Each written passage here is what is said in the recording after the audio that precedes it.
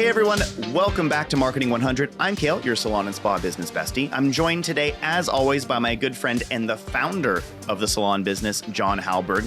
And today is extra special. We have an extra special guest who we're so thrilled to have on the show. Everyone, please welcome beauty business aficionado, expert, business educator, Nina Tulio. Nina, welcome to the show. Thank you so much for being here. Yay. Thank you so much for having me. I appreciate it. I'm pumped. Absolutely. Super excited to have you here, Nina. Nina, you know the deal. Here on the show, our goal is to bring 100 snackable tactical marketing tips for salon and spa owners out there. Today is no different. But before we get into that, I want to hear more about you. Our audience, they may not be acquainted with you just yet. So can you tell us a little bit about yourself, what you do, who you are, all that good stuff? I have been in this business for 28 years. And every time I say that, I'm like, I can't believe it. I feel like a fossil.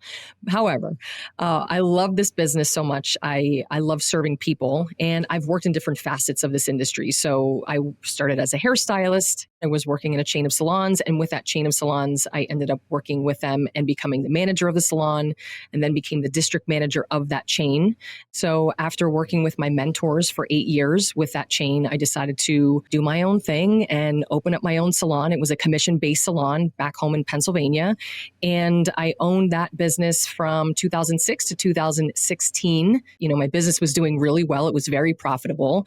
And so it was time for me to sell my business because I really wanted to have a 5-year plan where I could sell the salon and really teach people how to grow their businesses. And I've been doing that ever since. It's been 8.5 years. I've been doing independent business education. So no more hair, all business, all, motivation and helping people understand the back end of their business while building their confidence.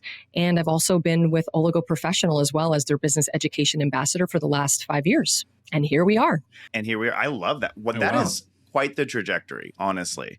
Wow, what a story. Like so much of that we can learn from today. But how education, was it always obvious to go into education for you? Or? It was, I have a real soft spot for commission owners and salon owners because I understand how hard it is. And so I really wanted to start an education platform that would help support them and really help bring, together this community. And that's exactly what I did. And so what does that look like today? So what is your business today? So now I help salon owners and hairstylists build their business through strategic pricing and understanding profits. So it's no longer working from a space of emotion. It's helping build confidence along the way with facts and data. So when you understand the facts and data behind your pricing of your services, price increases, and you understand your profit and where everything aligns and all of the categories in terms of increasing profit, you stop discounting. You stop discounting your time and your talent, and you really start to take a hard look at, this is a business. Yes, I'm here to serve my clients, but you can absolutely do both. So that is my platform. That's what I've been doing for the last 8.5 years on my own independently, but also through Oligo Professional as well. I love this. You mentioned pricing, and I have it on good authority that we're going to be talking a little bit about pricing today. Like I said earlier, our goal here is to give 100 snackable tactical marketing tips. And today we want to hear from you. So what do you have for us today? Listen, if you're keeping your prices the same at a time when costs are consistently rising, you're causing chaos in your business. So we're going to talk about price increase pitfalls. Okay, I love it. So where do we start, Nina? I feel like in this business, we oftentimes focus on what we're losing as opposed to what we're gaining. And when we're thinking about price increases, it's always like, oh my gosh, I'm going to lose, Judy and Betty, and I've been with them. They've been with me for 15 years. And so I don't want to have a price increase because I don't want to lose them. Instead of focusing on what you're actually going to gain within your business when you have a price increase. Sometimes people are booked and busy 2-3 months. If you can't see new clients and your schedule is gridlocked, so is your income. So when we start to think about price increases, when costs are rising and your prices stay the same, your profit margin gets smaller and smaller, which means you have to work harder and harder.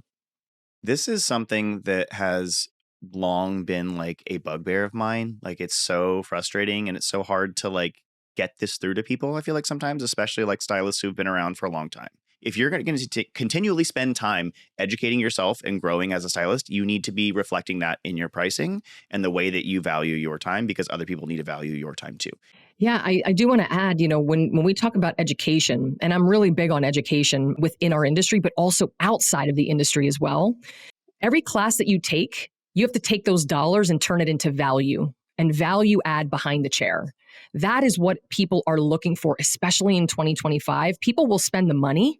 They just want to make sure that they're receiving the value that they're paying for.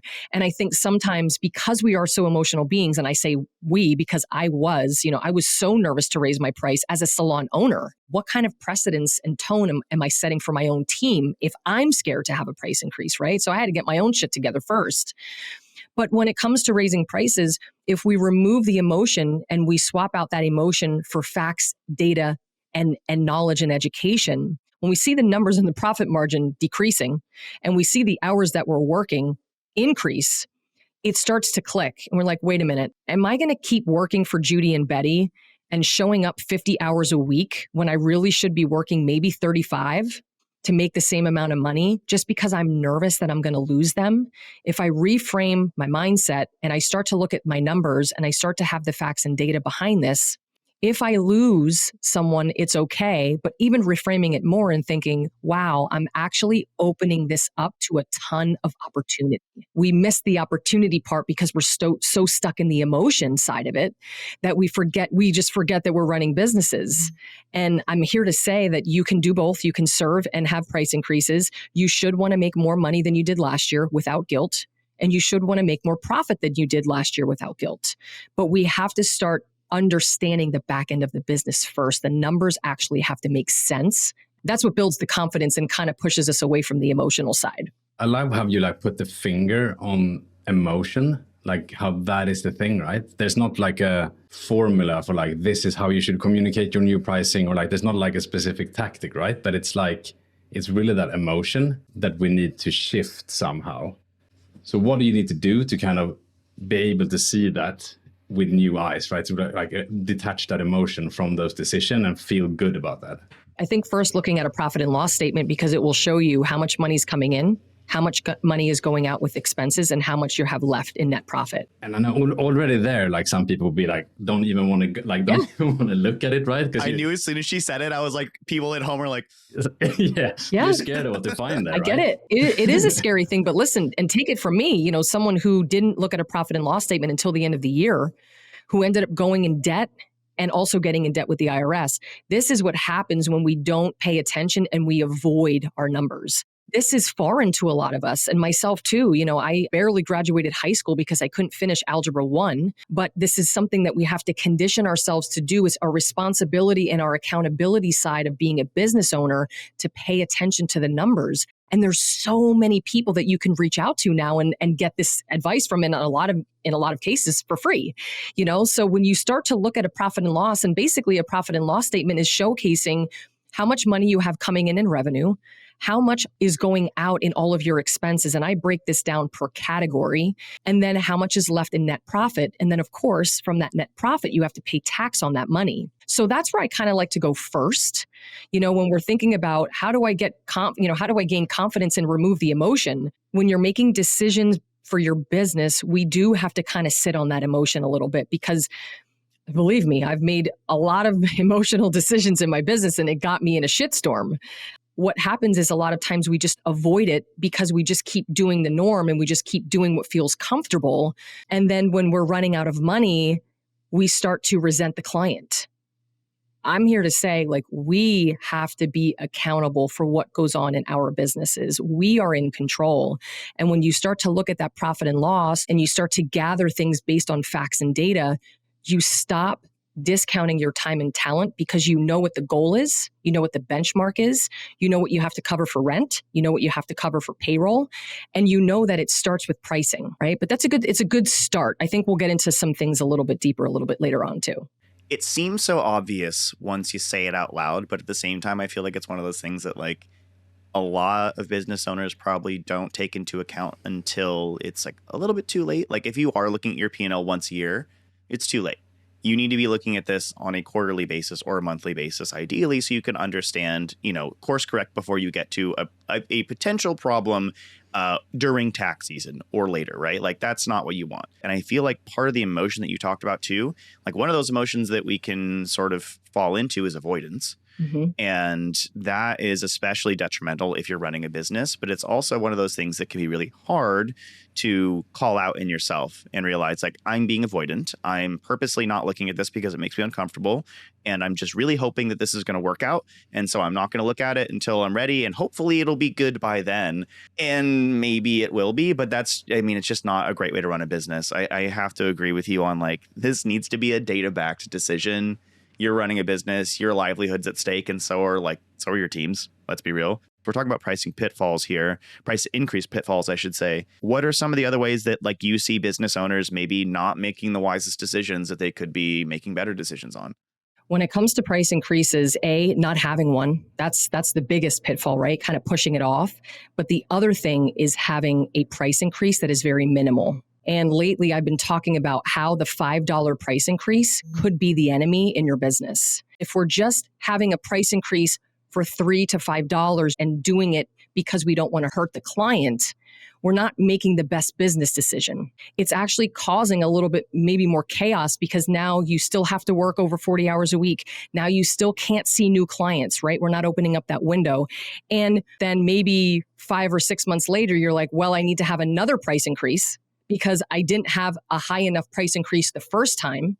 And now we're having another price increase, and that can cause some frustration for the client as well. Here's the other thing. If you haven't had a price increase in 2-3 years and you're having a $5 price increase, it is absolutely not enough to even cover the cost of inflation.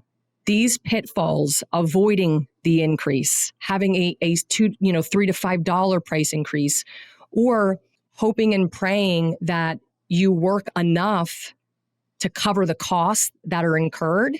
That's another thing. I'll just work more. And then you just end up being so burned out. And that's why a lot of people are leaving this business.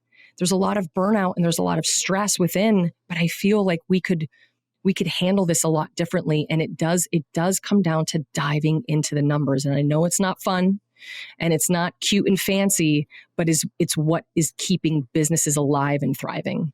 This is especially a hot topic in the US right now. I feel like with the tariff situation, like there's obviously a very real impact that happened very suddenly, where now all of a sudden all of your all the materials that you need to run your business are more expensive potentially. And I think a lot of businesses panicked, right? Because it's like, oh, I don't want to raise my prices. I don't want to scare people. They're already dealing with inflation a bunch of other ways. And you mentioned like, oh, I'm just going to work harder. Okay, well, something's got to give. So what ends up being the thing that gives? It's the human cost, right? It's your labor, it's your body, it's your patience. You talked about the emotional aspect. I can't tell you how many stylists and salon owners I've talked to who are just like operating from a place of fear. Sure. And they're like, I don't want to lose this. I don't want to upset so-and-so. Oftentimes what it really comes down to, I don't want to deal with conflict. And therefore, I'm going to try and absorb the slings and arrows of inflation on my own body and on my own staff. And then what ends up happening? Oh, my stylists leave, or my clients are completely filling up my books and I'm completely burned out and I need a vacation, but I can't afford to take one, or Sure. whatever the case is there. Trying to deal with economic, like socioeconomic pressures and issues by absorbing it yourself as a salon owner will never work.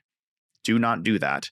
This is a bad decision. You have to be able to make these informed decisions. And without the data, you're kind of just, swinging in the dark on that. Like you're not necessarily going to be able to hit where you need to. You touched on a great point. That $5 increase twice a year is exponentially worse than one major price increase where you're like, hey, here's why. Everyone gets an email about why we're increasing prices. We're very transparent about it, and they're going to go up by this percentage, right? And maybe it's a bit of a sticker shock at first, but hey, we're very upfront and open about why this is happening, instead of being like, oh, here's $5 here, and then 4 months later it's another $5.